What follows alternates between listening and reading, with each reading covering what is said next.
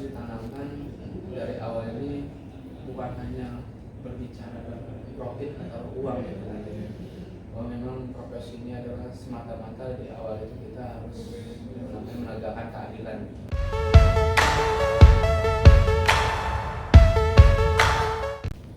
Halo semuanya, balik lagi di channel YouTube Firma Hukum Edwin dan Partners. Kali ini kita tidak akan membahas materi, akan tetapi kita akan sharing-sharing masalah Bapak Sairul Anwar ini yang dulunya bekerja di mana, sekarang bisa sampai menjadi advokat ya Pak. Gimana Pak kabarnya? Sehat Pak? Alhamdulillah sehat. Kita sharing-sharing nih Pak. Siap, kita sharing aja. Dulu sebelum bekerja di kantor Firma Hukum Edwin dan Partners ini Bapak bekerja di mana gitu? Baik, sebelum saya membahas terkait sebelum menjadi atau berprofesi sebagai pengacara, baiknya saya mengupas terkait perjalanan sebelum kita lebih jauh membahas terkait kenapa sih saya sekarang memilih berprofesi sebagai pengacara. Sebenarnya kalau kita ceritakan memang perjalanan itu memang cukup panjang. Sebelum saya pribadi memilih sebagai profesi pengacara, dimana sebelum itu memang saya berprofesi atau bekerja di perusahaan swasta. Nah, kenapa setelah pada saat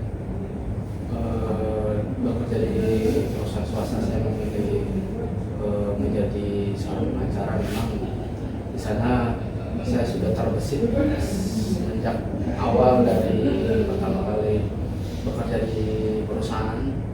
Di sana selang beberapa lama memang saya mengambil kesibukan yaitu kuliah. Kuliah itu memang saya sudah mantapkan. Memang kan sebelum kuliah kita harus mantapkan dulu apa pilihan kita agar kuliah itu tidak terbengkalai nanti di perjalanan. Akhirnya pada saat saya bekerja di sebuah perusahaan swasta, saya memilih kuliah di Fakultas Hukum. Di mana tuh Pak? Kalau boleh tahu. Kebetulan saya bekerja di perusahaan swasta yang ada di sekitar Kota Tangerang. Kota Tangerang. Kota Tangerang. Nah, kuliahnya itu di Kebetulan saya kuliah di Universitas Muhammadiyah Tangerang juga. Muhammadiyah Tangerang, Ya, dekat Tangerang City ya Pak? Betul. Yang berada di sekitar Tangerang City. Kenapa saya memilih Fakultas Hukum? Karena memang yang nantinya ketika memang kita mau menjadi berprofesi menjadi pengacara, memang kita jalannya dari sini, dari Fakultas Hukum. Karena nggak mungkin kita dari awal Fakultas Ekonomi tiba-tiba kita sumpah terus kita menjadi berprofesi menjadi pengacara. Ya, memang itu harus kita mantapkan di awal. Apa sih jurusannya ketika kita mau masuk kuliah yang harus kita ambil. Berawal dari sana bukan keinginan sih, memang ada sesuatu naluri yang memanggil diri pribadi saya sendiri untuk masuk ke Fakultas Hukum yang nantinya memang berkeinginan menjadi seorang pengacara seperti itu. Apa sih Pak motivasi Bapak memilih profesi lawyer? Kan sebenarnya banyak nih Pak profesi-profesi yang lainnya. Kenapa Bapak memilih menjadi pengacara gitu? Kita sambil santai aja lah ya. Siap Pak. Sambil minum kopi ya. Siap. Sebenarnya gini, selain memang memilih ya, tapi memang ada sesuatu unsur lain. Kenapa harus saya memilih profesi pengacara? Karena memang ada sebuah panggilan yang panggilan itu berawal dari naluri. Nah, naluri itu memang sebenarnya tidak semerta-merta itu saya memilih berprofesi sebagai pengacara. Ketika memang usia kita sudah, contohnya gini, ketika kita sudah beranjak dewasa, kita akan melihat ruang lingkup tempat tinggal kita, gitu.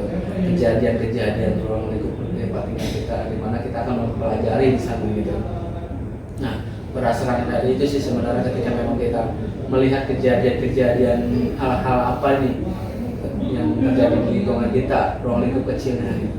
Ketika itu terjadi, apa sih yang terjadi itu? Wah, ini sesuatu yang terjadi ini ada hubungan hukum, yaitu hubungan hukum. Selain hubungan hukum juga nanti ada sesuatu yang akan kejadian yang berhubungan dengan hukum, ruang lingkup kecil kita, batingan kita. Nah, di sana ketika memang kita melihat kejadian fakta di lingkungan kita seperti apa, kita akan berpikir, nah, bagaimana kita agar bisa berperan di situ. Ketika memang ada suatu hubungan hukum atau kejadian hukum kan minimal kita ada suatu perasaan yang ingin terjun langsung atau membantu langsung. Contohnya ketika memang ada warga atau tetangga kita gitu punya masalah hukum, gimana nih caranya nih agar kita juga bisa berperan nantinya untuk membantu mereka yang memang membutuhkan gitu. Nah, berangkat dari sana akhirnya hal itu memicu dan memotivasi pribadi saya sendiri untuk mengambil dan berprofesi sebagai pengacara. Memang berbicara berprofesi sebagai pengacara ini jalannya sangat panjang dan nggak bisa dikatakan memang nggak mudah gitu untuk menuju ke arah sana. Contohnya ya kita harus kuliah selama 4 tahun minimal S1 itu dan harus jurusan atau perguruan yang memang terkait jurusan hukum itu sendiri gitu. Nah itu seperti apa? Oke. Sampai saat ini aja memang butuh perjalanan yang sangat panjang. Juga memang sesuatu yang harus sungguh dilakukan itu. Karena ini berbicara profesi pengacara ini memang harus enggak diniatkan setengah-setengah gitu. Sebenarnya sih kalau seorang pengacara memang harus seperti itu. Kan untuk bisa kita berperan minimal ruang lingkup kecil, yaitu ruang lingkup kecil itu ya lingkungan tempat kita tinggal di sana.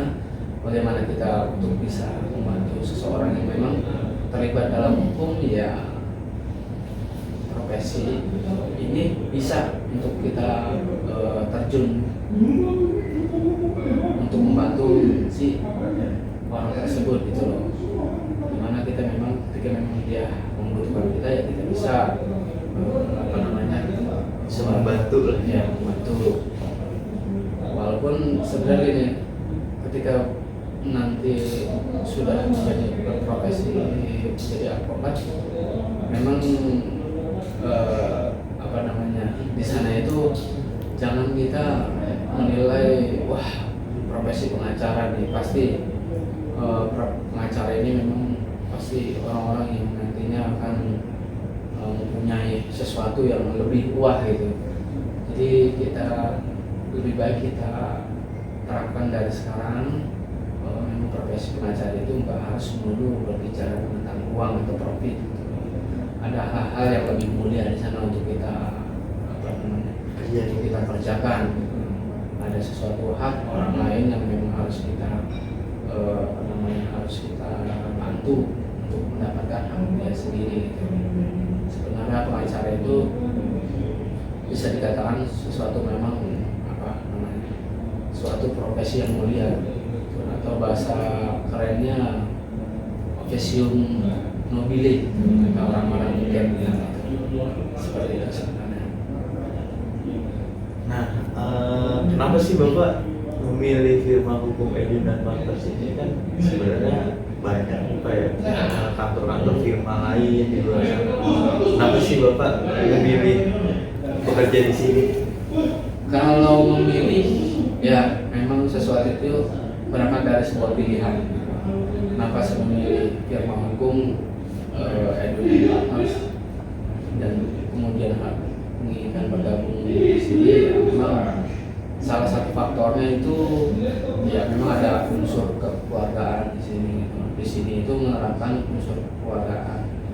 Kenapa ada unsur kekeluargaan? Salah satu faktornya kita memang sebelumnya memang kita sudah saling mengenal satu sama lain. Akhirnya dengan sebuah niat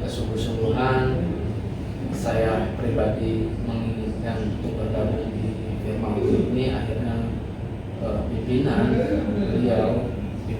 firma hukum itu sendiri disebut untuk ya monggo gitu lah. Ada nggak Pak pesan-pesan buat para teman-teman kita nih Pak yang sedang menempuh pendidikan di Fakultas Hukum untuk menjadi advokat? Kalau untuk pesan-pesan untuk kawan-kawan adik-adik atau kawan-kawan lah yang sedang menempuh pendidikan di Fakultas Hukum beberapa, pesan untuk kawan-kawan kita yang masih menempuh pendidikan hukum di perkuliahan, jika memang ingin nantinya mengambil profesi pengacara atau advokat, yang pertama-tama dia harus menanamkan jiwa bahwa memang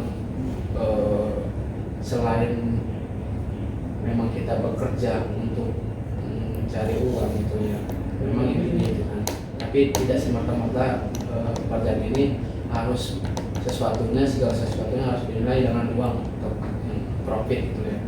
Jadi harus dari awal ditanamkan bahwa memang profesi ini kita jalankan nantinya memang untuk